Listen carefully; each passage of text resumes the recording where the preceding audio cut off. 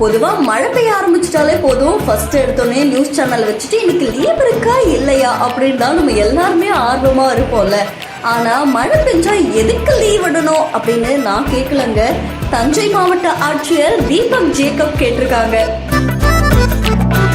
தஞ்சாவூர் மாவட்டம் செங்கமங்கலம் கிராமத்தோடைய மக்கள் நேர்காணல் முகாம்ல பங்கேற்ற கலெக்டர் தீபக் ஜேக்கப் என்ன சொல்லியிருந்தாருன்னா, பொதுவா மழை பெஞ்சிட்டாலோ இல்ல மழை தொடர்பான எச்சரிக்கை வந்துட்டாலோ இல்ல சின்ன தூறல் விட்டா கூட காலையிலேயே பல பெற்றோர்கள் எனக்கு போன் பண்ணி இன்னைக்கு ஸ்கூல் லீவா இருக்கா அப்படின்னு கேக்குறாங்க.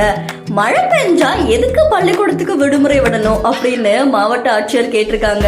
ஏன்னா நான் கேரளாவை சேர்ந்தவர். அங்க ஜூன் 1ஆம் தேதியே மழை துவங்கிடும். பல நேரங்கள்ல மழையில நனைஞ்சபடியே பள்ளிக்கு போயிருக்கேன்.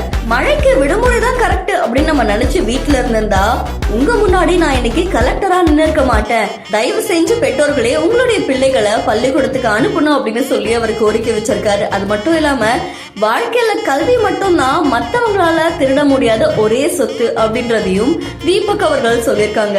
இந்த விஷயம் பல பேரையும் வியப்படைய செஞ்சிருக்கு. அது மட்டும் இல்லாம பல பேரையும் யோசிக்க வைக்கிற தருணத்தையும் ஏற்படுத்தியிருக்கு. பொதுவா மழை பெஞ்சிட்டாலே நம்ம எல்லாருக்குமே லீவை விடணும் அப்படின்ற ஒரு எண்ணம் மட்டும்தான் இருக்கும். ஆனா இப்போ தஞ்சை மாவட்ட ஆட்சியர் தீபக் ஜேக்கப் பேசுறது பல பேரையும் ஆச்சரியத்துக்கு உள்ளாக்கி இருக்கு.